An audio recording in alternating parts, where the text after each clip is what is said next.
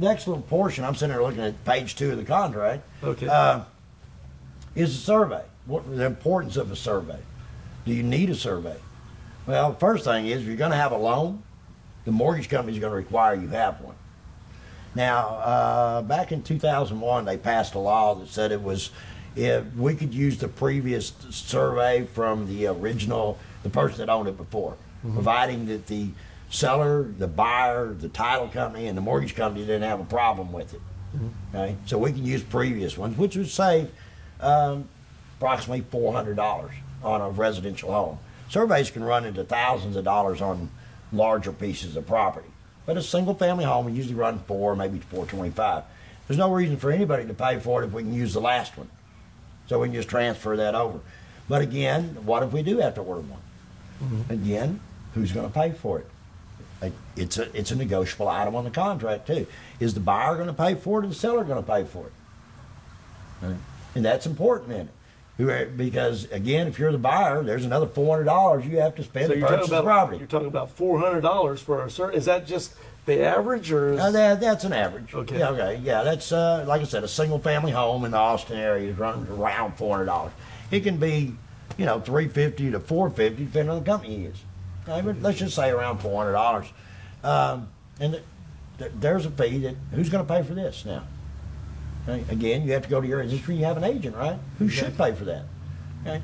And it's not as simple as that. It's not you just put a little bar. The buyer pays for it, the seller pays for it. It all goes back to the whole contract. If I'm offering them full price, then maybe I would want the seller to pay for it. Who knows? It depends on the market, what's going on in the market. Right. Okay, if I'm offering them maybe less than asking or lower than market a little bit, as a buyer, I may be willing to pay for that. It's sort of like something you brought up a couple of shows ago, where let's say a house is listed for $150,000, but you've done a comparative market analysis and found that that house is actually in the area worth $10,000 more than that. Right. Well, so you're going to give them their full price, but you also know that that house is worth more than you're paying for it. So you might be willing to go ahead and pay that $400 for the survey. That's right. Exactly. On the same hand, if I feel like, we're going pretty much full market value, I may want the seller to pay for that. So again, that's where it comes back to your agent. Let's sit down, evaluate it. And a lot of it has to do with what's going on in the market.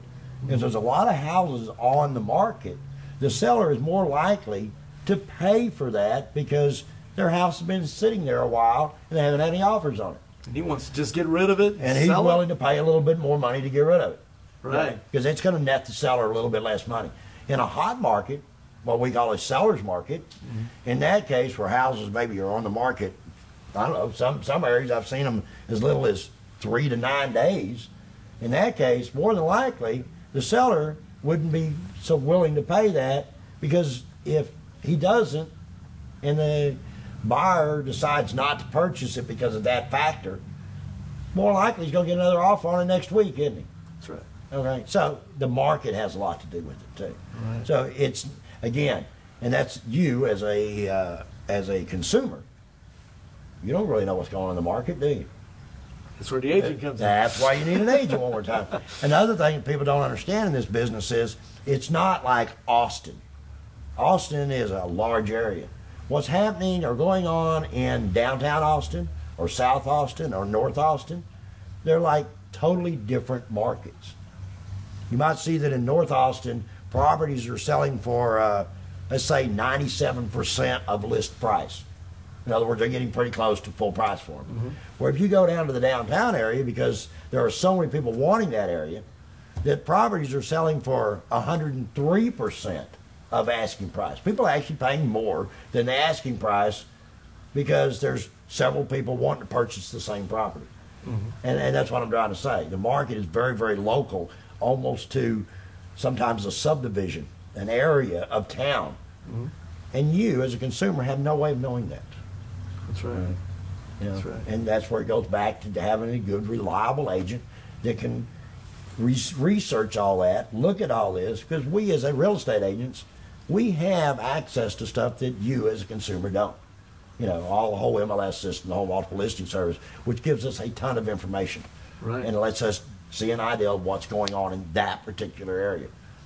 And so you can't just generalize the Austin area. Round Rock and Austin are totally different. And then you go to Georgetown, you got a whole different market up there. And it just changes everywhere. So that's the thing. So you've got like, I'm just curious. Let's take, for example, here in Austin, and you brought up a good example about downtown and another part of town, but let's take something like, you just mentioned Round Rock, and also let's take Oak Hill, which are kind of close-in areas to Austin.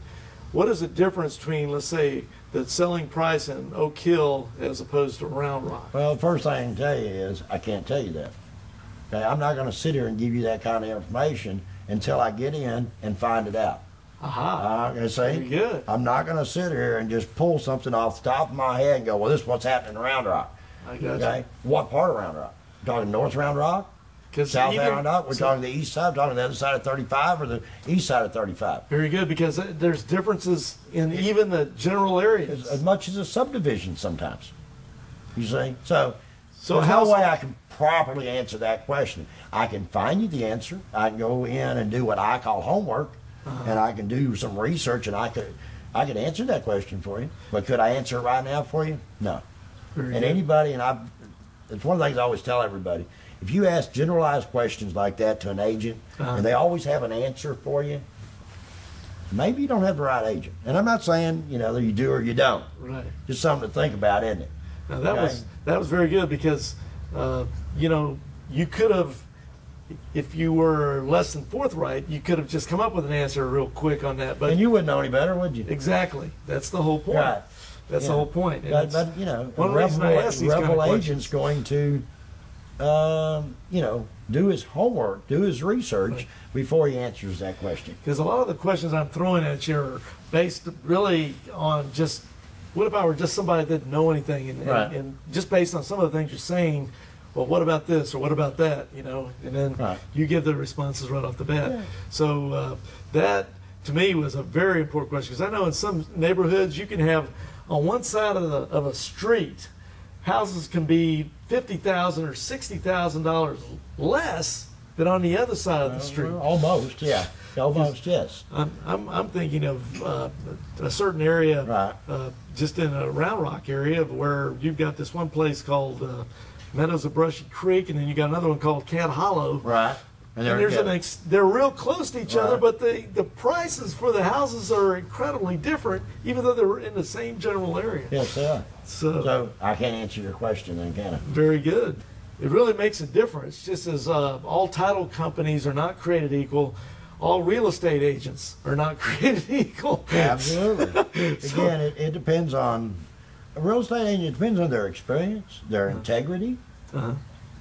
I mean that's the two big ones: the experience and their integrity. Now, You got to make sure that they have the experience, but they Uh-huh. also have integrity. They're honest with people.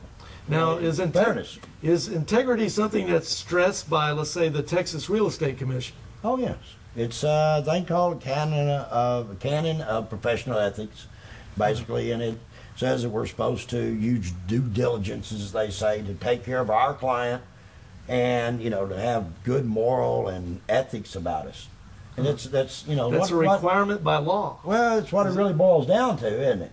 Yes. You're only as good as the agent you're with sometimes, and and I think one of the main things is, as an agent, okay, don't be afraid to tell somebody I don't know.